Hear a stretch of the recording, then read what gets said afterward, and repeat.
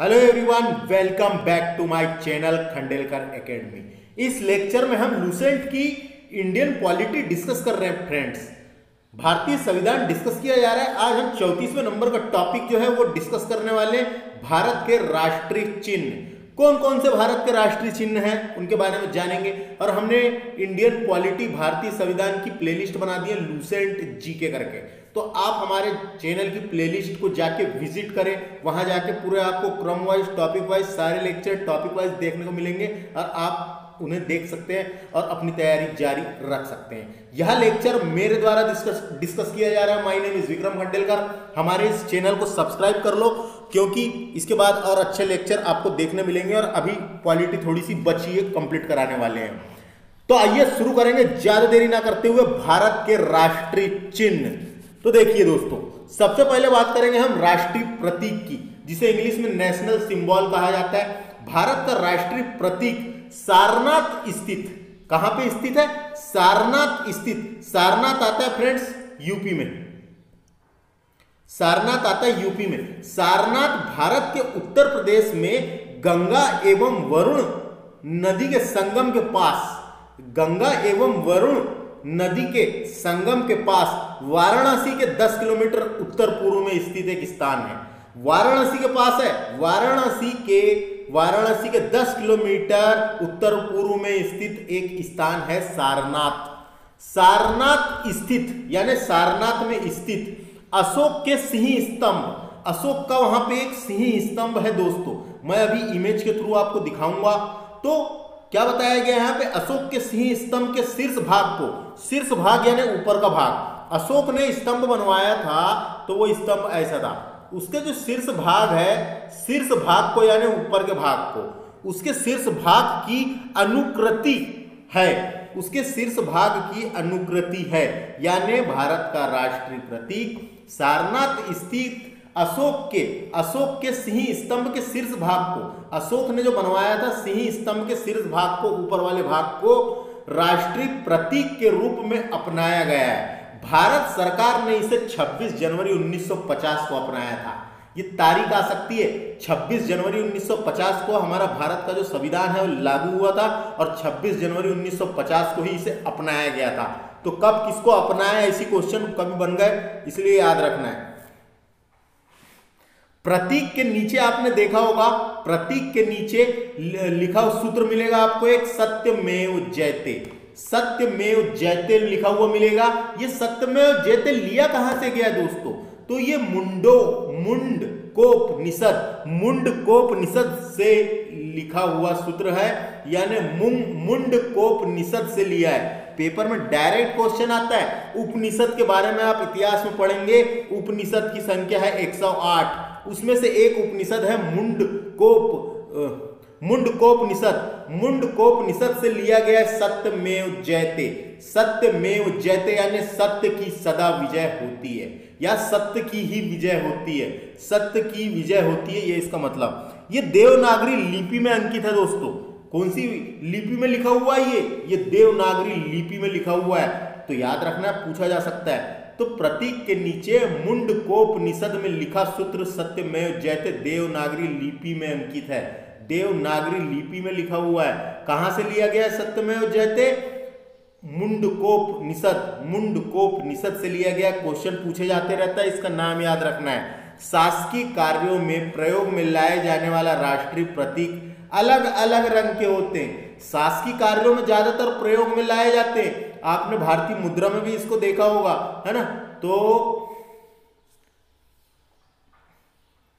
शासकीय कार्यों में प्रयोग में लाए जाने वाला राष्ट्रीय प्रतीक अलग अलग रंग के होते हैं। नीला राष्ट्रीय प्रतीक जो है वो भारत के मंत्रियों को दर्शाता है। ये याद रखना है दोस्तों। नीला किसको दर्शाता है? नीला दर्शाता है मंत्रियों को। लाल किसको दर्शाता है? लाल दर्शाता है राज्यसभा के सदस्य को, है ना? ये मंत्री हो गया, ये मंत्री राज्यसभा। और उसके बाद है हरा। हरा किसको दर्शाता है दोस्तों? ये लोकसभा के सदस्य को दर्शाता है। तो ये कभी पूछ लिया भी जा सकता है, इसलिए याद रखने की बनती है। नीला जो है वो मंत्रियों को दर्शाता है ना? लाल जो है वो राज्यसभा, लाल राज्यसभा, आर से रेड याद रखना है। और ये लाल लाल किसको? राज्यसभा, और हरा जो है ये लोकसभा, है ना। तो रेड याद आ जाएगा लाल से, राज्यसभा आर से रेड। तो लाल जो है वो राज्यसभा वाले को दर्शाता है, नीला मंत्रियों को, और हरा जो है ये लोकसभा के मेंबर्स या सदस्यों को दर्शाता है। तो देखो नीला राष्ट्रीय प्रतीक मंत्रियों द्वारा दर्शाया जाता है ना, यानी उपयोग में लाया जाता है, दर्शाया नहीं, उपयोग में लाया जाता है। तो क्या बताया मैंने?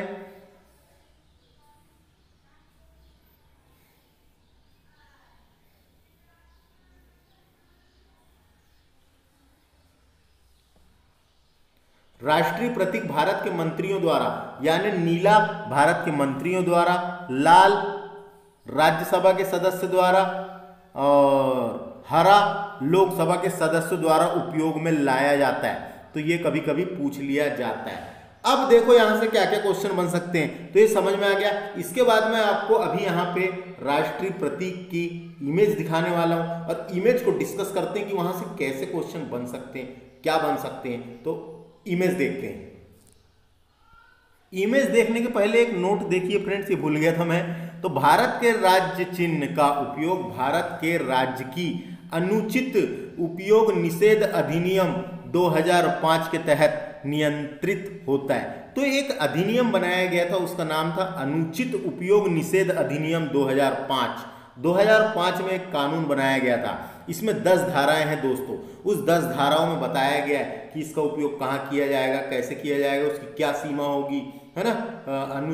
अनुचित प्रयोग पर निषेध, हर किसी के लिए नहीं रहेगा, जुर्माना, ये सब बारे में एक अधिनियम बनाया गया है, जो उसमें नियम कानून बताए गए हैं राष्ट्रीय प्रतीक के बारे में। तो भारत के राज्य चिन्ह का उपयोग भारत के राज्य की अनुचित उपयोग निषेध अधिनियम 2005 के तहत नियंत्रित होता है, ये याद रखना है। अब हम चलते हैं इमेज की ओर, जिसमें हम नेशनल सिंबल के बारे में जानेंगे कि और क्या क्या क्वेश्चन बन सकते हैं। यह है दोस्तों अशोक स्तंभ, अशोक के सिंह स्तंभ है। ये अशोक के सिंह स्तंभ है जो सारनाथ में है। तो देखिए अभी हमने पढ़े थे कि अशोक के सिंह स्तंभ के शीर्ष भाग को, यानी शीर्ष का मतलब है ये ऊपर वाले भाग को, शीर्ष भाग की अनुकृति को 26 जनवरी 1950 को अपनाया गया राष्ट्रीय प्रतीक के रूप में, राष्ट्रीय प्रतीक यानी नेशनल एम्बलम के रूप में अपनाया गया है। तो आप देखिए सारनाथ में है। आपको और 2-4 इमेज दिखाता हूं मैं। एक ये इमेज आप देख सकते हैं, ये देखिए ये भी वही है। तो ये एक इमेज देखें, इसके बाद एक ये इमेज भी देख सकते हैं। तो ये भी हमारा राष्ट्रीय सिंबल या राष्ट्रीय प्रतीक कह सकते हैं, नेशनल एम्बलम, उसकी इमेज है। तो देख सकते हैं आप। इसके बारे में मैं अभी आपको बताऊंगा। अभी आपको मैं इमेज दिखा रहा हूं। एक ये देख सकते हैं आप, जो हमारे नोट में मुद्राओं में रहता है और कोर्ट में रहता है। उसके अलावा ये देख सकते हैं, एक ये देख सकते हैं, ये भी देख सकते हैं। ये पूरा स्तंभ है दोस्तों अशोक का, अशोक के सिंह स्तंभ है ये, है ना। तो उसके बाद देखिए देख सकते हैं आप, देखिए इसको मैं आपको जूम करके दिखाता हूं। ये देखिए देख सकते हैं आप, ये देखिए यहाँ पे 4 स्तंभ। उसके अलावा देखिए ये देख सकते हैं आप एक और, इसको भी देख लीजिए। उसके बाद एक ये भी है, तो इसको भी देख सकते हैं। देखिए आप ये तो देख सकते हैं। अब मैं आपको यहाँ से बताता हूँ कि क्वेश्चन इसमें किस प्रकार के बनेंगे। तो देखिए दोस्तों, हम यहाँ चलते हैं और मैं आपको बताता हूँ। देखिए ये तो देखिए यहाँ से क्या क्या क्वेश्चन परीक्षाओं के हिसाब से हैं और पूछे जाते हैं। तो सारनाथ, ये सारनाथ में है। तो सारनाथ भारत के उत्तर प्रदेश के गंगा एवं वरुण नदी के संगम के पास वाराणसी के 10 किलोमीटर दूर उत्तर पूर्व में स्थित एक स्थान है। सारनाथ कहाँ पर है? वाराणसी के पास, यानी उत्तर प्रदेश में है। एक ये याद रखिए, है ना। ये हमारा राष्ट्रीय प्रतीक है, जिसे अपना अलग अर्थ है, इसका कुछ अपना अलग अर्थ है। इसमें 4 शेर है दोस्तों। डायरेक्ट क्वेश्चन आता है, इसमें कितने सिंह हैं? शेर यानी इसमें सिंह बोलेंगे। इसमें 4 शेर है दोस्तों, 4 सिंह हैं, 4 सिंह हैं। ये 4 सिंह जो है शक्ति, हिम्मत, गर्व और विश्वास आदि को दिखाते हैं। किस किस को दिखाते हैं? शक्ति, हिम्मत, गर्व और विश्वास आदि को दिखाते हैं। इतना याद रखें अब यहां से, है ना। नीचे नीचे देखिए, नीचे लिखा है सत्यमेव जयते, लिखा है यहां पे, नीचे लिखा है सत्यमेव जयते, जो मुंडक उपनिषद से लिया गया है। हमने पढ़े हैं ये कहां से लिया गया है, ये मुंडक उपनिषद से लिया गया है। हमारे तमाम शासकीय कार्यों में इसका इस्तेमाल किया जाता है। किसका, ये वाले एम्बलम का, प्रतीक का तमाम शासकीय कार्यों में इस्तेमाल किया जाता है। इसमें स्थित धर्म चक्र, इसमें देखो एक धर्म चक्र है, ये चक्र लगा हुआ है, इसमें स्थित धर्म चक्र, इसमें स्थित धर्म चक्र हमारे तिरंगे झंडे के बीच में लगाया गया है। तो तिरंगे झंडे में जो बीच में धर्म चक्र लगा हुआ है, चक्र लगा हुआ है, वो कहां से लिया गया है, तो यही सारनाथ के अशोक के सिंह स्तंभ से लिया गया है। तो इसमें स्थित धर्म चक्र हमारे तिरंगे झंडे के बीच में लगाया गया है। तो याद रखना है, इसमें 24 तीलियां होती है जो 24 घंटे को दर्शाती है। तो इसमें 24 तीलियां होती है, इतना याद रखें। तो समझ में आ गया। तो भारत का राष्ट्रीय प्रतीक जो है, नेशनल एम्बलम जो है, अशोक का सिंह स्तंभ, इसे अशोक की यानी हमारे राष्ट्रीय प्रतीक में 4 शेर है, एक बार तो याद रखिए, 4 शेर है। इसके तल पर 4 छोटे जानवर भी हैं दोस्तों, इसके तल पर 4 छोटे जानवर हैं। तो मैं इनके बारे में भी आपको बताऊंगा, अभी आगे देखिए। इससे और हाँ, ये जो 4 शेर है दोस्तों, याद रखना, पूछा जाता है राष्ट्रीय प्रतीक जो है हमारा, उसमें कितने सिंह हैं, उसमें कितने सिंह हैं, तो उसमें 4 सिंह हैं जो एक दूसरे की ओर पीठ किए हुए हैं, एक दूसरे की ओर पीठ किए हुए हैं, जो स्तंभ में शीर्ष पर, स्तंभ के शीर्ष पर यानी ऊपर, पूरा स्तंभ है वो स्तंभ के शीर्ष पर, स्तंभ के शीर्ष यानी ऊपर 4 सिंह हैं जो एक दूसरे की ओर पीठ किए हुए हैं। तो 4 शेर है जिसमें से 3 दिखाई देते हैं। एक बात याद रखना है, 3 दिखाई देते हैं, उस तरफ वाला इसके पीछे जो है वो दिखाई नहीं देता। अब हम देखिए, मैं आपको बताता हूं और यहां से क्या क्या क्वेश्चन बन जाते हैं। तो शेर, जो बौद्ध धर्म में शेर था दोस्तों, वो समृद्धि का प्रतीक, ये जो सिंह है ये बौद्ध धर्म में समृद्धि का प्रतीक माने जाते हैं। और अभी आपको बताता हूं मैं और क्या क्वेश्चन बनेंगे यहां से। बुद्ध धर्म में शेर को विश्वगुरु भी कहा गया है, तो यहां से शेर। और बता रहा हूं मैं आपको क्या क्वेश्चन बन सकते हैं। तो देखिए दोस्तों, इसमें 4 छोटे जानवर दिए गए हैं, इसमें 4 छोटे जानवर दिए गए हैं। 4 कौन से दोस्तों, तो सबसे पहले तो आपको मैं जानकारी के लिए बता दूं, यहां पे देखिए बाएं ओर घोड़ा बना हुआ है। देखिए बाएं ओर, हमारे बाएं, यानी मैं आपको अभी पढ़ा रहा हूं तो यहां पे हमारे बाएं घोड़ा बना हुआ है। और घोड़ा जो है, ये घोड़ा बौद्ध धर्म में ग्रह त्याग को दर्शाता है। जो भगवान बुद्ध थे उनके ग्रह त्याग को दर्शाता है ना, ग्रह त्याग को दर्शाता है, इसलिए बनाया गया था यहाँ पे घोड़े का चित्र। अशोक ने इसलिए बनवाया था, ये ग्रह त्याग को दर्शाता है, घोड़ा याद रखना है। इसमें देखिए बाएं ओर घोड़ा है और दाईं ओर बैल या सांड बोल सकते हैं इसको। देखिए इसको बैल या सांड बोल सकते हैं। बाईं ओर जो है सांड बना हुआ है दोस्तों, सांड, या फिर इसको हम ये भी बोल सकते हैं बैल। तो बैल जो है यवन का प्रतीक है, इसका मतलब जन्म का प्रतीक है, जन्म का, भगवान बुद्ध के जन्म का प्रतीक है। जो सांड है या बैल बोल सकते हैं, ये यवन का प्रतीक है ना, यानी जन्म का बोल सकते हैं हम। डायरेक्ट पूछा जा सकता है किसका प्रतीक है, सांड जन्म का प्रतीक है। तो समझ में आ गया दोस्तों। देखिए यहाँ पे समझ में आ गया, घोड़ा किसका प्रतीक है पूछा जाएगा, ग्रह त्याग का। बैल किसका प्रतीक है, बैल या सांड किसका प्रतीक है, तो यवन का प्रतीक है ना। और जन्म का बोल सकते हैं, यवन यानी जन्म का प्रतीक है ये समझ में आ गया। घोड़ा काय का, ग्रह त्याग, सांड काय का, जन्म का। अब इसके उस तरफ में दोस्तों ये गोल है ना, यहां से ऐसा ये गोल है। तो यहां पे हमको 2 चित्र देखने को मिल रहे हैं, लेकिन इसके उस तरफ में देखो, एक चक्र यहां पे, एक चक्र यहां पे, एक चक्र यहां पे, उस तरफ में भी एक चक्र है। नहीं, यानी 3 तरफ हो गया तो उस तरफ में भी एक जानवर मिलेगा जिसका नाम है हाथी, जिसका नाम है हाथी। तो हाथी किसको दर्शाता है? तो कभी क्वेश्चन बन सकता है कौन सा चिन्ह दिखाई नहीं देता या कौन सा जानवर दिखाई नहीं देता, तो हाथी दिखाई नहीं देता, उस टाइप उस तरफ में हाथी है इसके, और वो बुद्ध के गर्भ में आने का प्रतीक है। जो हाथी है, देखो यहाँ पे घोड़ा है, सांड है, और उस तरफ में क्या है? हाथी है। तो हाथी किसका प्रतीक है? बुद्ध के गर्भ में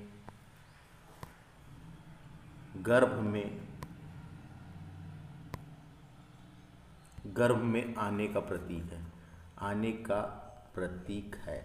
समझ आ गया होगा आपको? तो समझ में आया गया यहाँ से क्या क्या क्वेश्चन बन सकते हैं। घोड़ा, घोड़ा तो समझ में आ गया, बाएं ओर घोड़ा है, बाएं ओर घोड़ा है, बाएं ओर घोड़ा है। घोड़ा जो है बौद्ध के ग्रह त्याग को दर्शाता है। एक तरफ में सांड है या बैल कह सकते हैं, तो सांड जो है ये जन्म को दर्शाता है, और हाथी उस तरफ में हाथी है जो दिखाई नहीं दे रहा है, वो बुद्ध के गर्भ में आने का प्रतीक है। और शेर विश्वगुरु है ना। तो ये ऐसे क्वेश्चन यहाँ से बन जाते हैं दोस्तों, इसलिए मैंने आपको सब बताया। यहाँ पे 4 सिंह है, कहाँ से लिया गया है? मुंडोक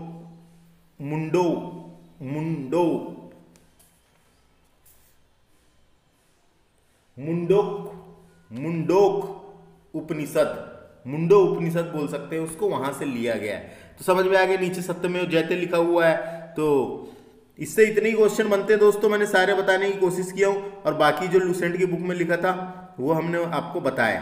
तो अब आपको यहां से अगर क्वेश्चन पूछे जाएंगे तो बनने चाहिए ही चाहिए। तो देखिए, आप इमेज देख के हो गई, इमेज एक बार देख लो, और देखो ये है, और एक बार देख लो, ये देखिए सकते हैं आप, ये कोर्ट के ऊपर जो लगा हुआ है, ये देखिए, और ये देख सकते हैं आप, ये शीर्ष भाग को, यानी ये वाले भाग को, ये शीर्ष भाग को, ये देखो यहाँ पे आप देख सकते हैं, ये 4 पीठ से पीठ सटाए खड़े हैं, 4 सिंह। उस तरफ में एक है जो दिख नहीं रहा है, ये इधर साइड में घोड़ा है, ये घोड़ा है, ये सांड है, और उधर साइड में हाथी है। समझ में आ गया दोस्तों? अब वापस चलते हैं हम लूसेंट में। देखिए दोस्तों, अब राष्ट्रीय ध्वज नेशनल फ्लैग के बारे में जान लेते हैं। आप तो जानते ही हैं इसके बारे में बहुत कुछ।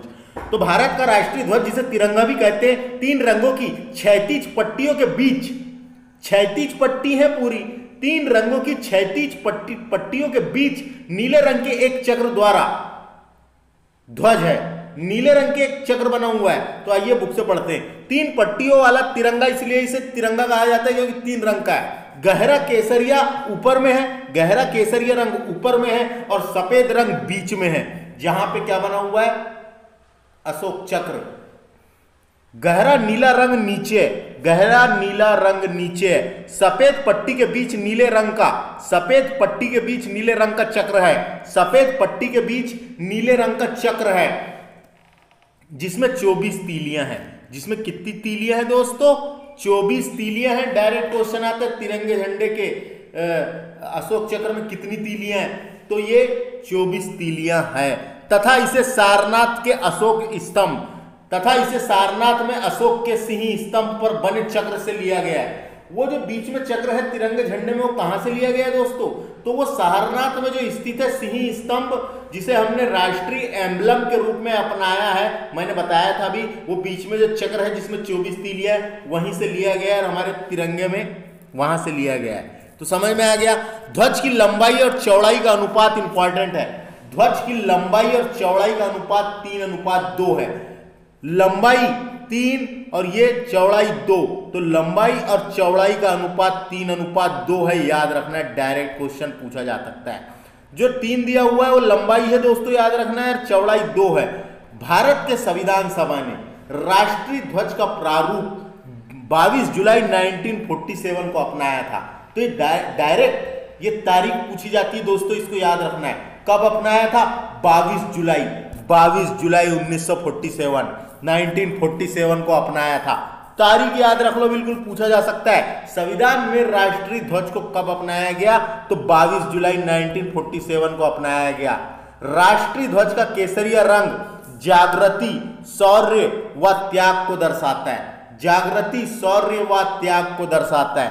सफेद रंग सत्य एवं पवित्रता को दर्शाता है, सत्य एवं पवित्रता को दर्शाता है। एवं हरा रंग जीवन समृद्धि का प्रतीक है। एवं हरा रंग किसका प्रतीक है दोस्तों? जीवन एवं समृद्धि का प्रतीक है।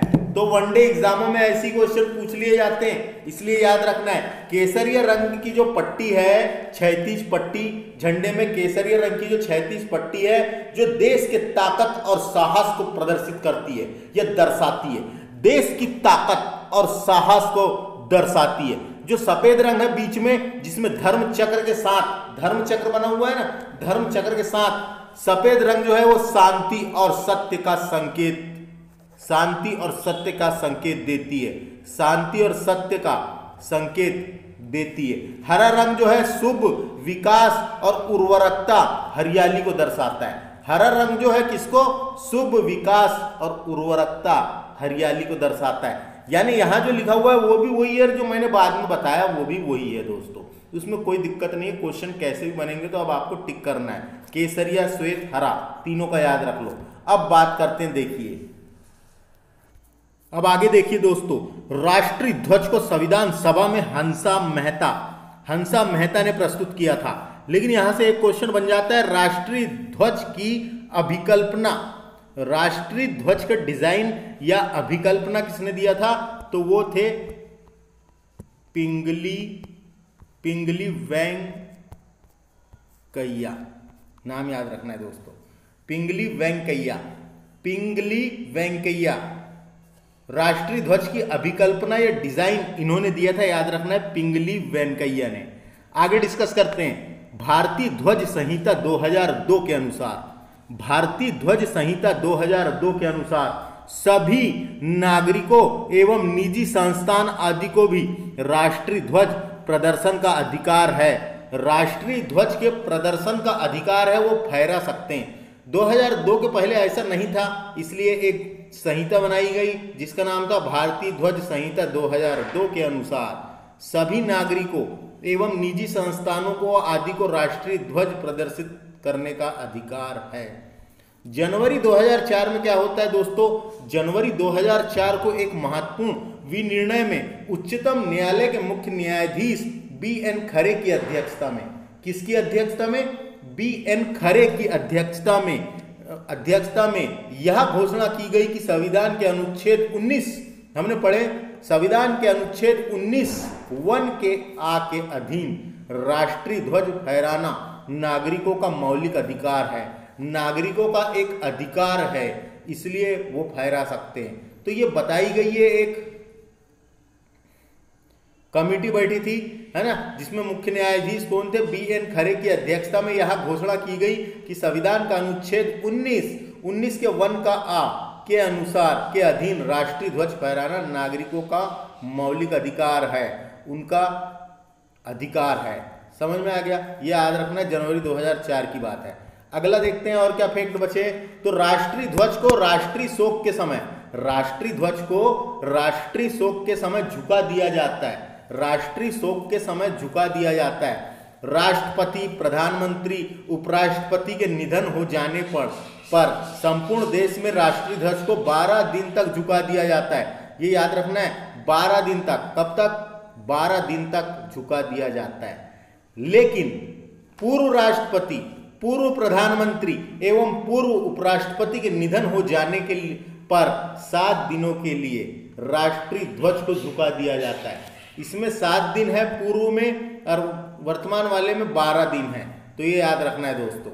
उसके बाद देखिए, प्रसिद्ध झंडा गीत, झंडा ऊंचा रहे हमारा, आपने सुना होगा, नहीं सुने हैं जो लोगों ने तो सुनिए एक बार, है ना। तो प्रसिद्ध झंडा गीत जो है, झंडा ऊंचा रहे हमारा, इसकी रचना किसने की थी? तो इस गाने की रचना, इस गीत की रचना श्याम लाल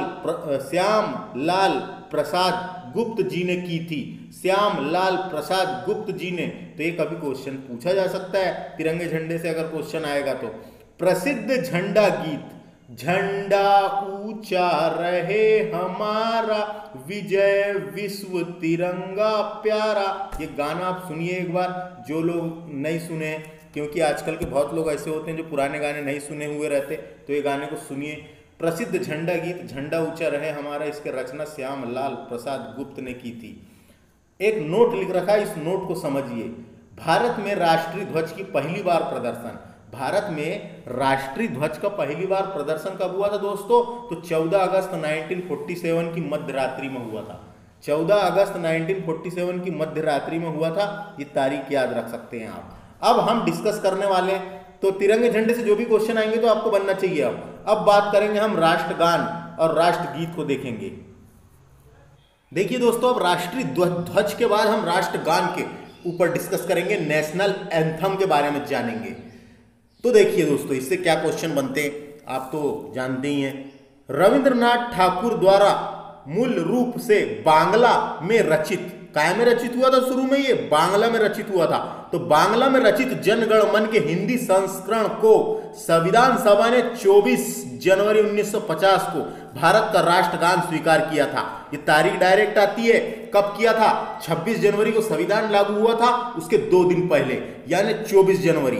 राष्ट्रगान को कब किया गया था? 24 जनवरी। याद रखना है, पूछा जाता है। 24 जनवरी 1950 को भारत का राष्ट्रगान स्वीकार किया गया था। राष्ट्रगान के रचयिता कौन थे दोस्तों? रविंद्रनाथ ठाकुर। रविंद्रनाथ ठाकुर को ही रविंद्रनाथ टैगोर कहा जाता था, इन्हें गुरुदेव भी कहा जाता था। इन्हें गुरुदेव की उपाधि महात्मा गांधी ने दी थी और इन्होंने महात्मा गांधी को महात्मा की उपाधि दी थी, है ना। तो याद रखना है, रविंद्रनाथ ठाकुर या रविंद्रनाथ टैगोर उन्हीं का नाम था। तो समझ में आ गया कब अपनाया गया था, किसने लिखा है? बांग्ला में रचित जनगणमन के हिंदी संस्करण को, उसका हिंदी संस्करण को याद रखना, उसका हिंदी संस्करण को 24 जनवरी 1950 को भारत का राष्ट्रगान स्वीकार किया गया था। तारीख इंपॉर्टेंट है। इस गायन का समय 52 सेकंड होता है दोस्तों। इसमें गायन का समय 52 सेकंड होता है। 52 सेकंड लगते हैं इसको शुरू से आखिरी तक गाने।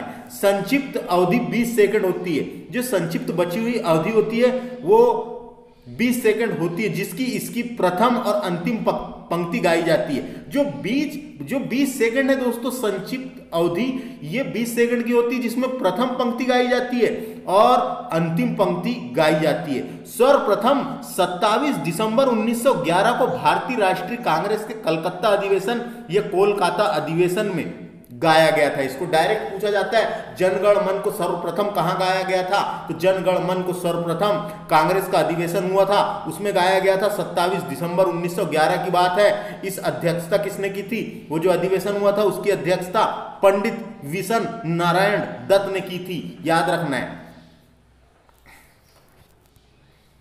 कहां गया था? कोलकाता अधिवेशन में सर्वप्रथम गाया गया था। 27 दिसंबर 1911 को गाया गया था। जो कोलकाता अधिवेशन हुआ था उसकी अध्यक्षता पंडित विशन नारायण दत्त ने की थी, किया गया था, है ना। इसे रविंद्रनाथ टैगोर ने, इसे रविंद्रनाथ ठाकुर ने 1912 में तत्व बोधनी में भारत भाग्य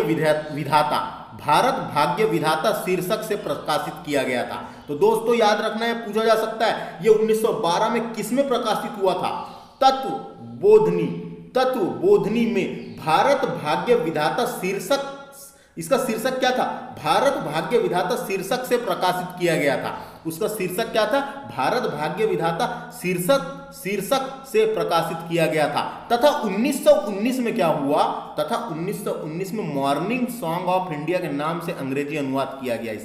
इसका अनुवाद किया गया, उसका नाम रखा गया मॉर्निंग सॉन्ग ऑफ इंडिया के नाम से अंग्रेजी अनुवाद किया गया 1919 में। तो दोस्तों देखो, ये पूरे पैराग्राफ आपको पढ़ना है थ्योरी, फिर यहां से एमसीक्यू निकलते हैं। राष्ट्रगान के वर्तमान संगीतमय धुन, जो संगीतमय धुन बजती है, आप देखे होंगे जब दिल्ली के लाल किले में फहराया जाता है तिरंगा, उसके बाद जो धुन बजती है, तो राष्ट्रगान के सर्वप्रथम संगीतमय धुन को बनाने का श्रेय कैप्टन राम सिंह ठाकुर को जाता है। किसको जाता है? कैप्टन राम सिंह ठाकुर को। ये INA के सिपाही थे दोस्तों। INA इंडियन नेशनल आर्मी के सिपाही को जाता है। ये इंडियन नेशनल आर्मी के सिपाही थे जिनका नाम था कैप्टन राम सिंह ठाकुर। तो राष्ट्रगान के वर्तमान संगीतमय धुन को बनाने का श्रेय कैप्टन राम सिंह ठाकुर INA के सिपाही को जाता है। तो राष्ट्रगान समझ में आ गया। राष्ट्रगान हमारा नेशनल एंथम।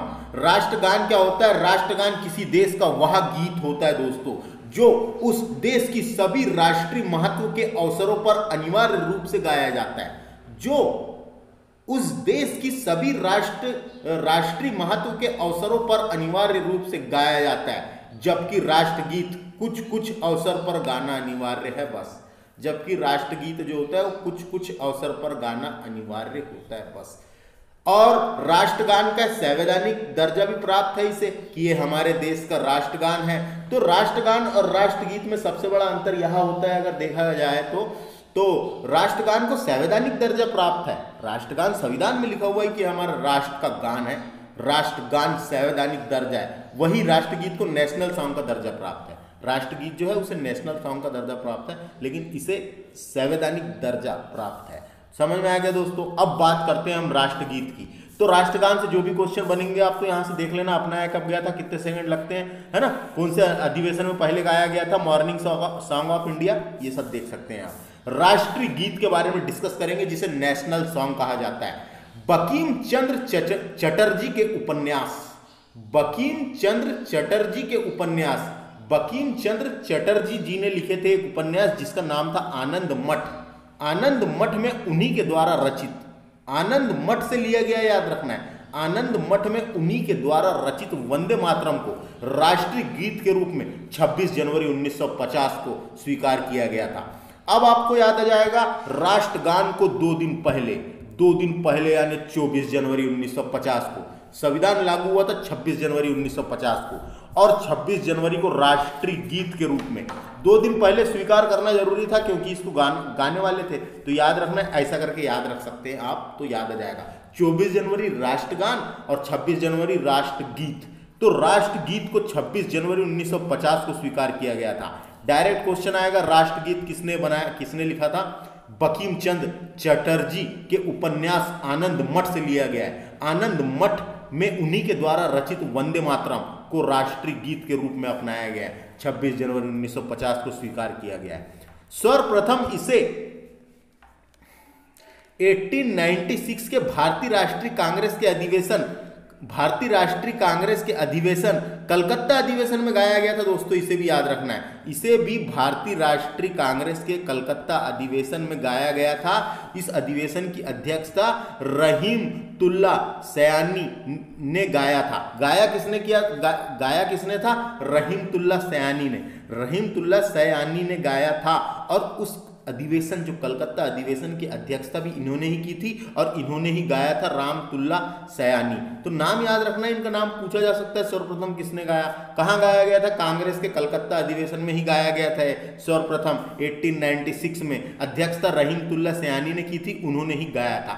इस गीत को गाने का समय 1 मिनट 5 सेकंड है दोस्तों। जो वंदे मातरम गीत है हमारा नेशनल सॉन्ग, इसको गाने का समय 1 मिनट 5 सेकंड है, यानी 65 सेकंड लगते हैं दोस्तों इसको गाने 65 सेकंड लगते हैं। समझ में आ गया? आपको याद रखना है। और राष्ट्रगान में हमने क्या पढ़े थे? 52 सेकंड लगते हैं। समझ में आ गया? किसी भी व्यक्ति को राष्ट्रगीत गाने के लिए बाध्य नहीं किया जा सकता, ये इंपॉर्टेंट है। किसी भी व्यक्ति को राष्ट्रगीत गाने के लिए बाध्य नहीं किया जा सकता, जबरदस्ती नहीं किया जा सकता, है ना, जबरदस्ती नहीं किया जा सकता, प्रेशर नहीं डाल सकते, उसको गाना ही पड़ेगा, ये याद रखना है। किसी भी व्यक्ति को राष्ट्रगीत गाने के लिए बाध्य नहीं किया जा सकता।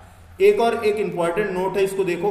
भारतीय संसद के अधिवेशन का प्रारंभ जन गण मन से होता है। जो भारतीय संसद के अधिवेशन होते हैं उसका प्रारंभ जन गण मन से होता है और समापन वंदे मातरम के गायन से होता है। और जब समाप्त होता है वो समापन वंदे मातरम के गायन से होता है, जब अधिवेशन बुलाए जाते हैं तब। तो समझ में आ गया, भारतीय संसद के अधिवेशन का प्रारंभ जनगण मन से होता है और समापन वंदे मातरम से होता है। तो आप समझ में आ गया। हमने देखिए यहाँ पे राष्ट्रगान पढ़े और राष्ट्रगीत, तो मैंने आपको बताया ना अभी दोनों में क्या अंतर है। दोनों में ये अंतर है, राष्ट्रगान और राष्ट्रगीत में सबसे बड़ा अंतर यह है कि राष्ट्रगान को संवैधानिक दर्जा प्राप्त है। राष्ट्रगान को संवैधानिक दर्जा प्राप्त है कि हमारा ये राष्ट्रगान है, और राष्ट्रगीत को नेशनल सॉन्ग का दर्जा प्राप्त है। नेशनल सॉन्ग का दर्जा प्राप्त है। राष्ट्रगीत को नेशनल सॉन्ग का दर्जा प्राप्त मिला हुआ बोल सकते हैं।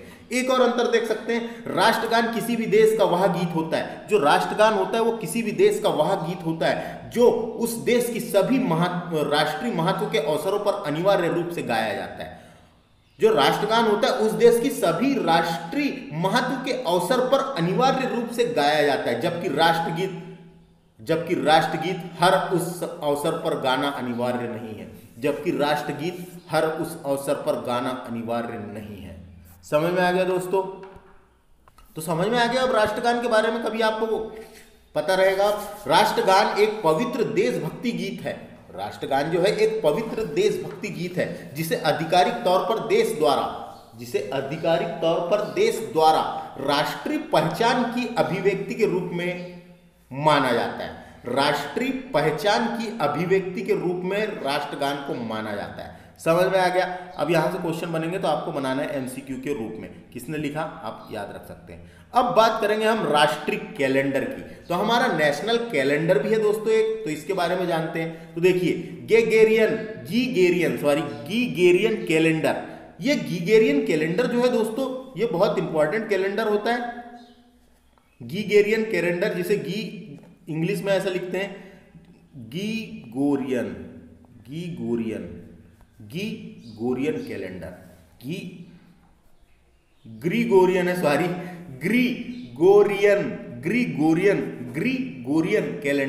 ग्रीगोरियन कैलेंडर। तो ग्रीगोरियन कैलेंडर दुनिया में लगभग हर जगह उपयोग में लाए जाने वाला काल दर्शक या तिथि पात्रक है।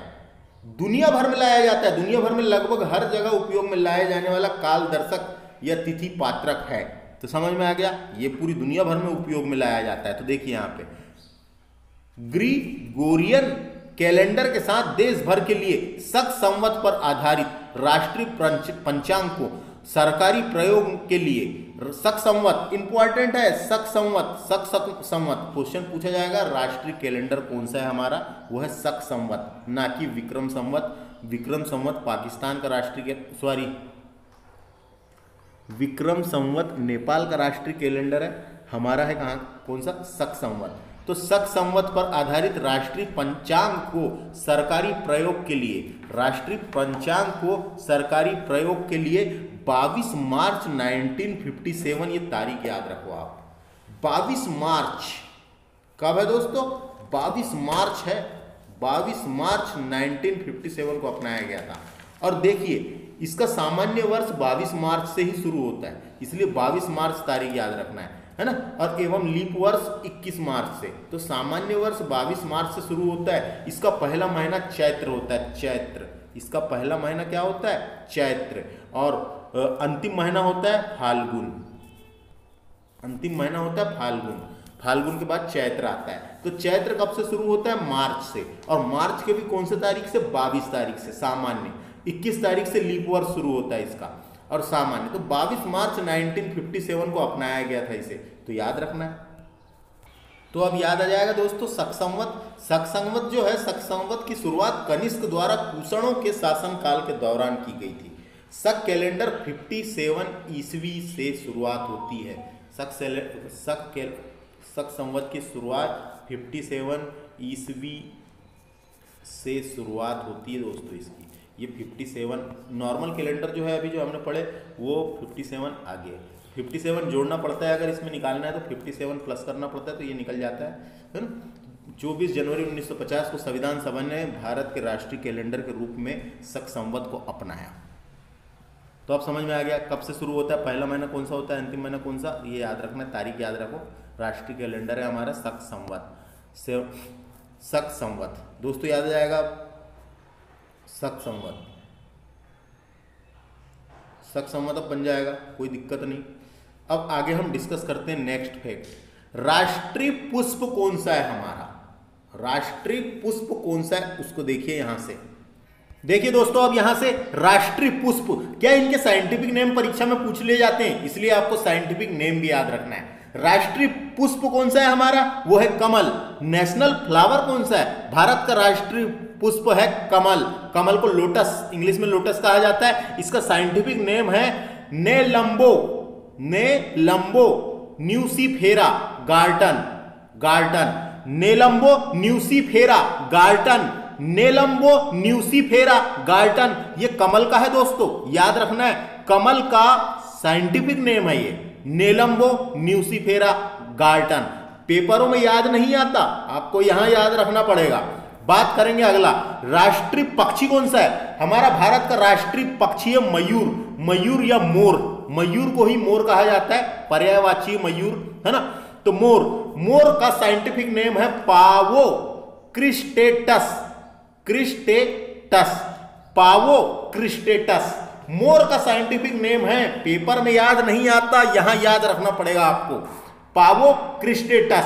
पेपर में जब आता है तो जो याद रहता है वो भी भूल जाते हैं कंफ्यूजन में 4 ऑप्शन में, इसलिए इसको कोई भी ट्रिक बना के आप याद रख सकते हैं। मेरे को तो याद हो गया है, लेकिन आपको याद रखना पड़ेगा। मोर का साइंटिफिक नेम है पावो क्रिस्टेटस। राष्ट्रीय पशु, हमारा जो नेशनल एनिमल है वो भारत का राष्ट्रीय पशु जो है ये बाघ है, बाघ, टाइगर, टाइगर। नेशनल पशु क्या है दोस्तों? नेशनल एनिमल क्या है? टाइगर है, जिसे हिंदी में बाघ कहा जाता है, बाघ, याद रखना है। लायन नहीं समझना है, बाघ है ये, बाघ, टाइगर। इसका साइंटिफिक नेम एग्जामों में पूछा जा सकता है क्योंकि नेशनल एनिमल है ये, Panthera tigris Linnaeus, Panthera tigris Linnaeus, Panthera tigris Linnaeus. बाघ या टाइगर का साइंटिफिक नेम है दोस्तों, याद रखना है, पैंथेरा टाइग्रिस लिन्नायस। ये किसका है? ये टाइगर का साइंटिफिक नेम है, यह टाइग्रिस लिखा हुआ है इसलिए याद रखना है टाइग्रिस। बात करेंगे फल की, तो आम तो आपने खाया होगा, और आम हमारे देश में बहुत ज्यादा पाए जाते हैं, मिलता है। राष्ट्रीय फल जो है हमारा वो आम है, आम, आम जिसे फलों का राजा कहा जाता है, आम। तो आम का जो है साइंटिफिक नेम है वो मेनीगी, मेनीगी फेरा, मेनीगी फेरा इंडिका, भारत का राष्ट्रीय फल है, मेनीगी फेरा इंडिका। आम आपको आपने खाया ही होगा चूस चूस के, और ये फलों का राजा आम। तो आम जो है हमारा राष्ट्रीय फल घोषित किया गया है इसे, इसलिए इसका साइंटिफिक नेम भी याद रखना है, क्योंकि मेनीगी, मेनीगी फेरा इंडिका, मे से याद रखना है मैंगो, मेनीगी फेरा इंडिका, समझ में आ गया। राष्ट्रीय वृक्ष, राष्ट्रीय वृक्ष हमारा जो है बरगद, बरगद की भी पूजा की जाती है, आप जानते हैं, बरगद, पीपल, तुलसी, ये सब वृक्षों की पूजा की जाती है। तो हमारा जो राष्ट्रीय वृक्ष है वो है बरगद। बरगद का साइंटिफिक नेम है फाइकस बेंथालेंसिस, लेंसिस, फाइकस बेंथालेंसिस। नाम याद रखना है दोस्तों, हर राज्यों के अलग अलग होते हैं, जैसे मध्य प्रदेश का तो बरगद ही है, लेकिन हर राज्यों के अलग अलग होते हैं, तो राज्यों में नहीं जाना, ये पूरे नेशनल है। तो राष्ट्रीय वृक्ष क्या है? बरगद। भारत का राष्ट्रीय वृक्ष बरगद है, और बरगद का ही साइंटिफिक नेम है फाइकस बेंथालेंसिस, तो याद रखना है। अब बात करते हैं राष्ट्रीय नदी की, तो हमारे भारत की राष्ट्रीय नदी है गंगा, गंगा नदी राष्ट्रीय नदी है दोस्तों। तो नाम याद रखना है, क्या हुआ था 4 नवंबर 2008 को, 4 नवंबर 2008 को मनमोहन सिंह की अध्यक्षता में केंद्रीय मंत्रिमंडल ने गंगा को राष्ट्रीय नदी घोषित किया था। केंद्रीय मंत्रिमंडल ने गंगा को राष्ट्रीय नदी घोषित किया गया था। इसके साथ ही गंगा को प्रदूषण और अन्य समस्याओं से मुक्त करने के लिए उच्च अधिकारी प्राप्त गंगा नदी घाटी प्राधिकरण गठन करने का फैसला भी किया गया था। गंगा नदी घाटी प्राधिकरण गठन करने का फैसला भी किया गया था। तो ये तारीख याद रखना है, 4 नवंबर 2008 है दोस्तों, 4 नवंबर 2008 मनमोहन सिंह की सरकार थी। मनमोहन सिंह की अध्यक्षता में केंद्रीय मंत्रिमंडल ने गंगा को राष्ट्रीय नदी घोषित किया था, तो ये याद आ जाएगा आपको। 4 नवंबर 2008 राष्ट्रीय नदी। राष्ट्रीय जलीय जीव कौन सा है हमारा? जल में रहने वाला कौन सा जीव जिसे राष्ट्रीय जलीय जीव का दर्जा हासिल है? तो इसको बोल सकते हैं राष्ट्रीय जलीय जीव की जगह राष्ट्रीय मछली भी बोल सकते हैं, क्योंकि जल में ही रहती हो, है ना, तो मछली टाइप की ही होती है। लेकिन ये राष्ट्रीय जलीय जीव है, ये गंगा डॉल्फिन को घोषित किया गया है। डॉल्फिन है, लेकिन गंगा डॉल्फिन, गंगा के मीठे पानी में पाई जाने वाली डॉल्फिन जो होती है वो मीठे पानी में पाई जाती है, तो गंगा डॉल्फिन को, जबकि सिंधु नदी में भी सिंधु डॉल्फिन पाई जाती है और चंबल डॉल्फिन, लेकिन ये डॉल्फिन याद रखें आप, लेकिन गंगा डॉल्फिन। तो राष्ट्रीय जलीय जीव जो है वो गंगा डॉल्फिन है दोस्तों। गंगा डॉल्फिन का साइंटिफिक नेम है प्लाटानिस्टा प्लाटानिस्टा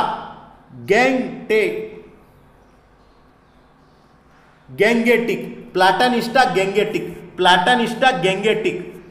गंगा डॉल्फिन का साइंटिफिक नेम है प्लाटानिस्टा गैंगेटिक को 5 अक्टूबर 2009 को राष्ट्रीय जलीय जीव घोषित किया गया था।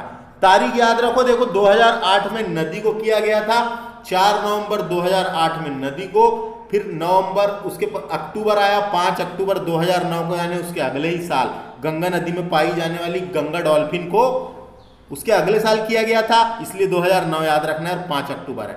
गंगा डॉल्फिन को राष्ट्रीय जलीय जीव घोषित किया गया है ना। जो डॉल्फिन होती है दोस्तों, डॉल्फिन के बारे में मैं आपको जानकारी के लिए बता दूं, डॉल्फिन जो होती है,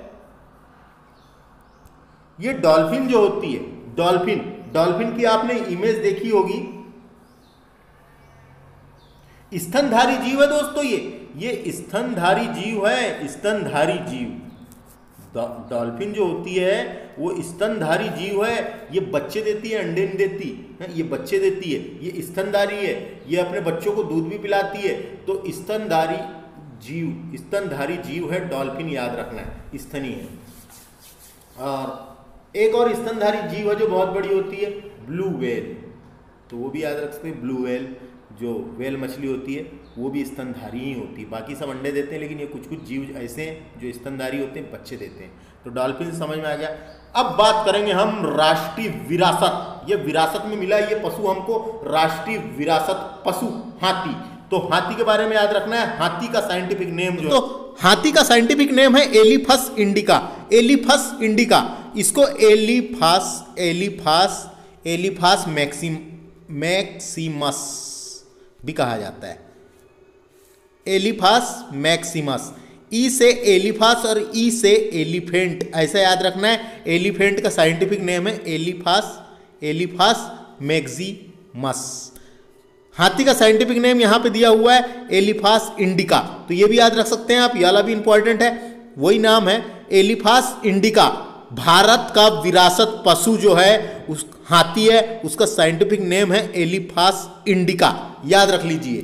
तो अब देखिए दोस्तों, आ गया ये राष्ट्रीय कैलेंडर, आपको याद रखना है सक्संवत। राष्ट्रीय पुष्प कौन सा है, तो कमल है। राष्ट्रीय पक्षी मोर है। राष्ट्रीय पशु एनिमल टाइगर है। राष्ट्रीय फल आम है। वृक्ष बरगद है। नदी गंगा है। जलीय जीव डॉल्फिन है और विरासत पशु है हाथी। इनका साइंटिफिक नेम भी याद रखना जरूरी है दोस्तों। आप 5-10 मिनट अपना निकालें और इसको याद रखें, क्योंकि जब पेपर में आता है तो कंफ्यूजन रहता है, इंसान को याद नहीं रह पाता।